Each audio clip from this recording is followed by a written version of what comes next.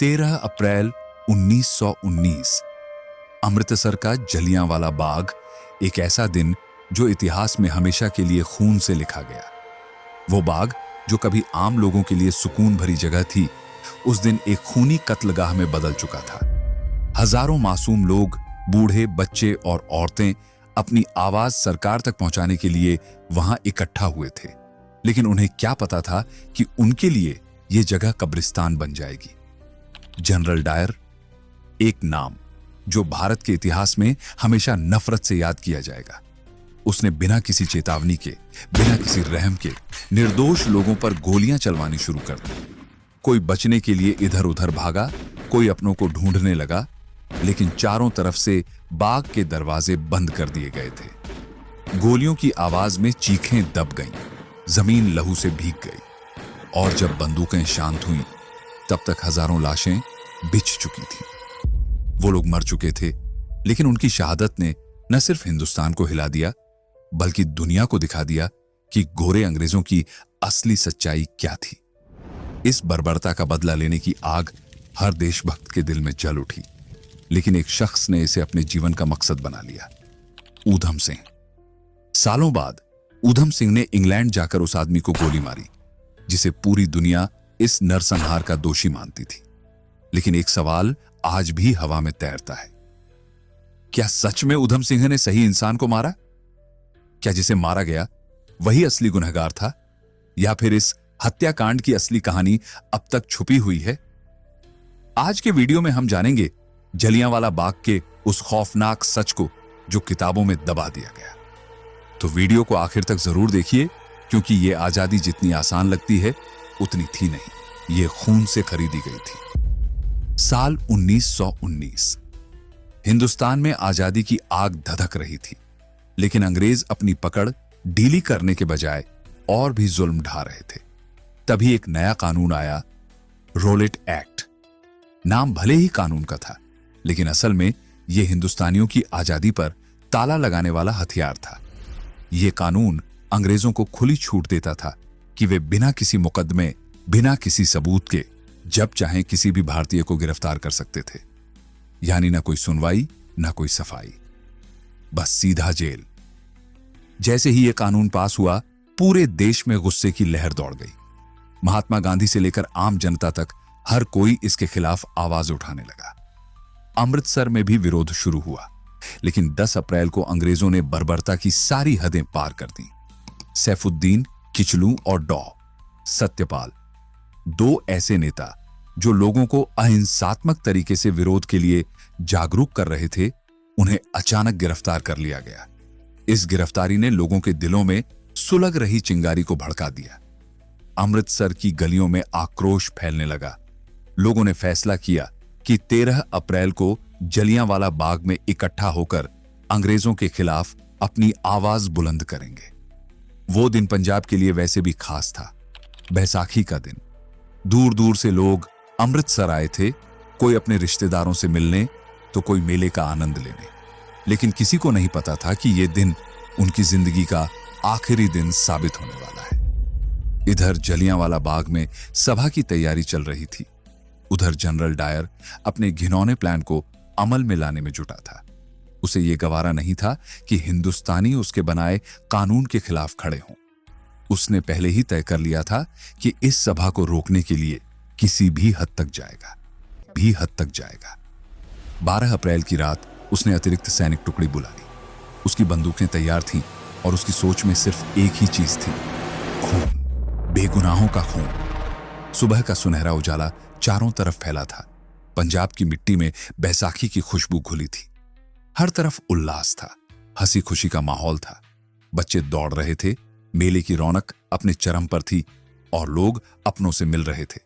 लेकिन जलियांवाला बाग में इकट्ठा हो रही भीड़ की वजह कुछ और थी। एक शांतिपूर्ण सभा, एक विरोध, एक उम्मीद कि उनकी आवाज सुनी जाएगी। करीब 25,000 लोग वहां जमा हो चुके थे। कोई भाषण दे रहा था, कोई चुपचाप सुन रहा था, और किसी को अंदाजा भी नहीं था कि अगले कुछ पलों में यह जगह मौत के कुएं में बदलने वाली है। इधर शहर के एक कोने में जनरल डायर अपनी खूंखार आंखों से जलियांवाला बाग की ओर देख रहा था। उसने अपनी सेना को तैयार किया, अपनी बंदूकों को चेक किया और एक ठंडी मुस्कान के साथ कदम बढ़ा दिए। आज हम इन्हें सबक सिखाएंगे, उसने अपने सैनिकों से कहा। वो पूरी तैयारी के साथ निकला था। उसकी जहन में कोई संदेह नहीं था। आज खून बहेगा, बहुत सारा खून। बाग में एक ही संकरा रास्ता था, वही एकमात्र दरवाजा जिससे लोग अंदर आए थे। डायर ने आते ही अपने सैनिकों को इशारा किया और उस दरवाजे पर तैनात कर दिया। कोई बाहर ना निकल पाए, उसका आदेश था। भीड़ अब भी बेखबर थी। किसी को अंदाजा भी नहीं था कि मौत उनके सिर पर मंडरा रही है। फिर अचानक फायर, एक भयंकर आवाज गूंजी और उसके साथ ही गोलियों की बरसात शुरू हो गई। बिना चेतावनी, बिना कोई पूर्व सूचना, सीधे कत्लेआम। चारों तरफ चीख पुकार मची थी। जमीन खून से सन चुकी थी और आसमान में सिर्फ गोलियों की गूंज सुनाई दे रही थी। जनरल डायर के इशारे पर जवानों ने बिना रुके गोलियां बरसानी शुरू कर दी। सिर्फ 10 मिनट, लेकिन उन 10 मिनटों ने हजारों जिंदगियां छीन ली। 16 राउंड की फायरिंग बिना 1 सेकंड की देरी के। कोई नहीं बचेगा। डायर के सैनिकों की आंखों में दया का नामो निशान नहीं था। बंदूकें तब तक गरजती रहीं जब तक उनमें आखिरी गोली बाकी थी। चारों तरफ भगदड़ मची थी। लोग इधर उधर भाग रहे थे, लेकिन जाने का कोई रास्ता नहीं था। कुछ माओं ने अपने बच्चों को गोद में उठा लिया। शायद सोच रही थीं कि मासूम बच्चों को देख सैनिकों का दिल पिघल जाएगा, लेकिन नहीं, बंदूकें रुकी नहीं। कुछ बूढ़े कांपते पैरों से दीवार फांदने की कोशिश करने लगे, लेकिन तभी गोलियां उनके जिस्म चीर गईं। कुछ नौजवानों ने आखिरी कोशिश में कुएं की तरफ दौड़ लगाई।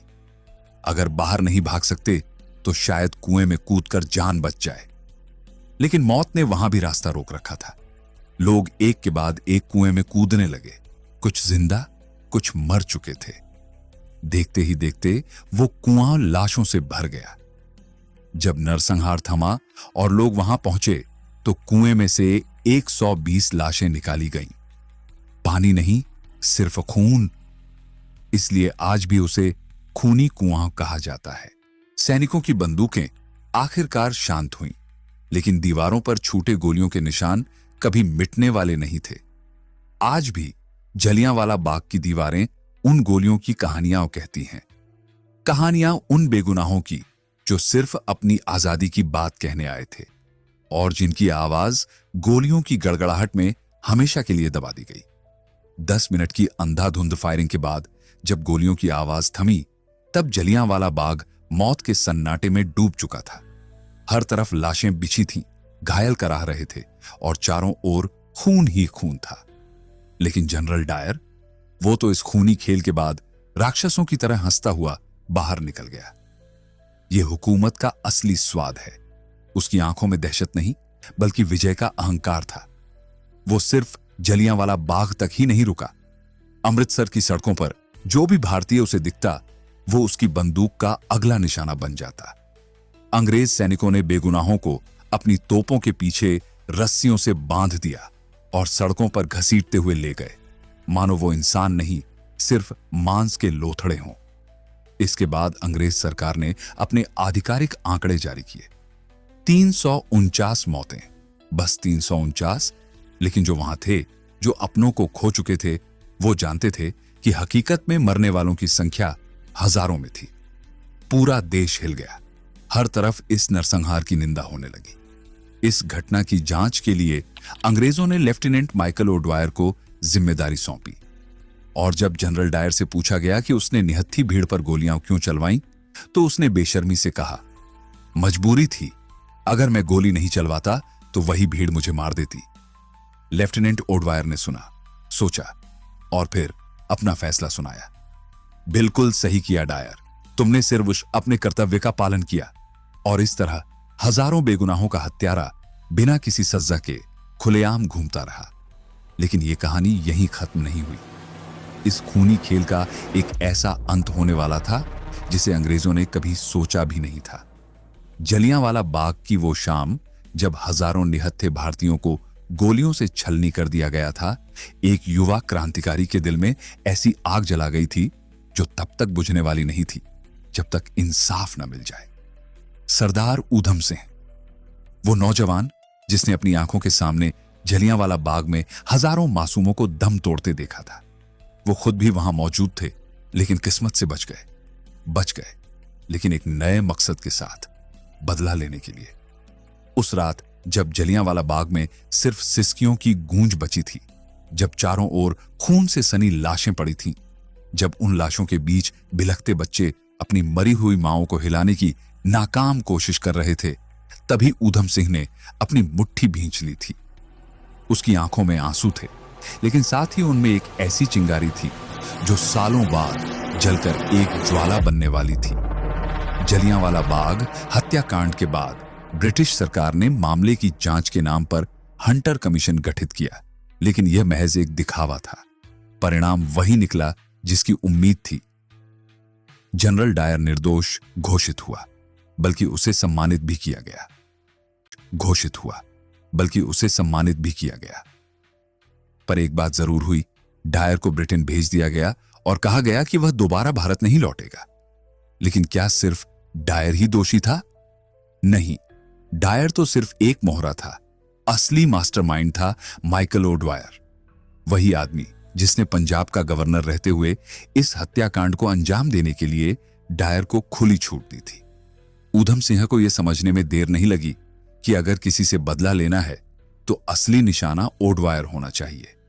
बदले की आग लिए ऊधम सिंह ने भारत छोड़ दिया, लेकिन यह सिर्फ एक देश छोड़ने की बात नहीं थी। यह अपने मिशन को पूरा करने के लिए सही वक्त का इंतजार था। वो अफ्रीका गए, फिर अमेरिका, फिर यूरोप। कई सालों तक उन्होंने अलग अलग नामों से खुद को छिपा कर रखा। इस बीच उन्होंने क्रांतिकारी गतिविधियों से जुड़े कई लोगों से मुलाकात की। भगत सिंह से लेकर राजगुरु और सुखदेव तक सभी के साथ उनका गहरा रिश्ता था। भगत सिंह की सोच ने ऊधम सिंह को और भी दृढ़ बना दिया। इनकलाब जिंदाबाद, ये नारा अब उनके जीवन का मंत्र बन चुका था। गरीब घर में जन्मे ऊधम सिंह के लिए इतना बड़ा बदला लेना सिर्फ जोश का खेल नहीं था, बल्कि एक मिशन था। एक ऐसा मिशन जिसमें हर कदम संभल कर रखना था। मिशन लंदन की तैयारी। उनके सिर से मां बाप का साया पहले ही उठ चुका था। अब सिर्फ एक ही मकसद बचा था, माइकल ओडवायर का खात्मा। इस सफर की शुरुआत उन्होंने गदर पार्टी से की। यहीं से उन्होंने क्रांतिकारियों से जुड़कर अपने मिशन की प्लानिंग शुरू की। लेकिन लंदन तक पहुंचना आसान नहीं था। पैसा चाहिए था, पहचान छिपानी थी और सही वक्त का इंतजार करना था।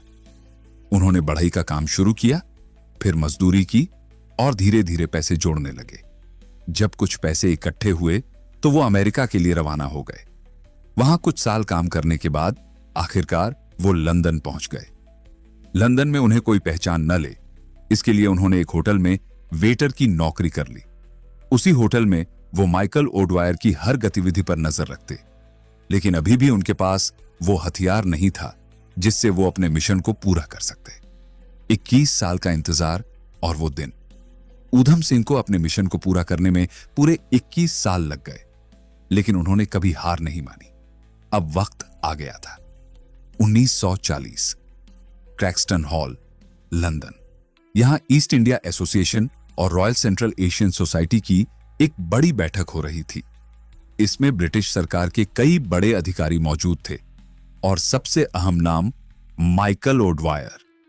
ऊधम सिंह ने अपनी पिस्तौल एक किताब के अंदर छिपा ली थी। वो सभागार के अंदर बिल्कुल शांत बैठे रहे, ठीक वैसे ही जैसे कोई आम नागरिक हो। उनके चेहरे पर कोई घबराहट नहीं थी, कोई बेचैनी नहीं। लेकिन जैसे ही सभा खत्म हुई और माइकल ओडवायर खड़ा हुआ, पहली गोली सीधा उसके सीने में धंस गई। दूसरी गोली ने उसे वहीं ढेर कर दिया। इंसाफ का आखिरी अध्याय पूरा हॉल सन्न रह गया था। ब्रिटिश सरकार को यकीन ही नहीं हो रहा था कि उनकी ही धरती पर एक भारतीय ने उनके बड़े अधिकारी को मौत के घाट उतार दिया था। ऊधम सिंह ने भागने की कोशिश नहीं की, उन्होंने खुद को गिरफ्तार होने दिया। कोर्ट में जब उन पर मुकदमा चला तो उनसे पूछा गया, तुमने माइकल ओडवायर को क्यों मारा? ऊधम सिंह ने मुस्कुराते हुए जवाब दिया, यह बदला नहीं था, यह इंसाफ था। उसने हजारों बेगुनाहों को मारा था, मैंने सिर्फ एक को।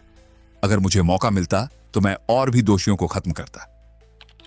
31 जुलाई 1940 ऊधम सिंह को फांसी दे दी गई, लेकिन उनका नाम इतिहास के पन्नों में अमर हो गया। आज भी जब जलियांवाला बाग की मिट्टी को छूते हैं तो वहां सिर्फ उन गोलियों के निशान नहीं मिलते, बल्कि एक क्रांतिकारी की गूंज सुनाई देती है जिसने अपने देश के लिए अपनी जान कुर्बान कर दी। इनकलाब जिंदाबाद, यह आखिरी दृश्य इतिहास में दर्ज हो चुका था। इतिहास की दो गलतियां यहां एक दिलचस्प बात गौर करने वाली है। जलियांवाला बाग हत्याकांड के दो बड़े अंग्रेज अफसर थे, जनरल डायर और माइकल ओडवायर। जनरल डायर, जिसने गोली चलाने का आदेश दिया था, वो तो 1927 में बीमारी से मर गया। ओडवायर, जिसने इस नरसंहार को जायज ठहराया था और जनरल डायर को बचाया था, उसे ऊधम सिंह ने मौत की सजा दी। जो भी इस हत्याकांड में शामिल था, उसकी किस्मत में एक न एक दिन मौत लिखी ही थी। आज जब हम खुली हवा में सांस लेते हैं, जब हम अपने अधिकारों की बात करते हैं, तो हमें यह नहीं भूलना चाहिए कि इस आजादी के पीछे हजारों शहीदों का बलिदान है। यह आजादी हमें उपहार में नहीं मिली, हमने इसे खून से सींचकर हासिल किया है। अब यह हमारी जिम्मेदारी है कि इस आजादी की कीमत समझें और इसे हमेशा बनाए रखें।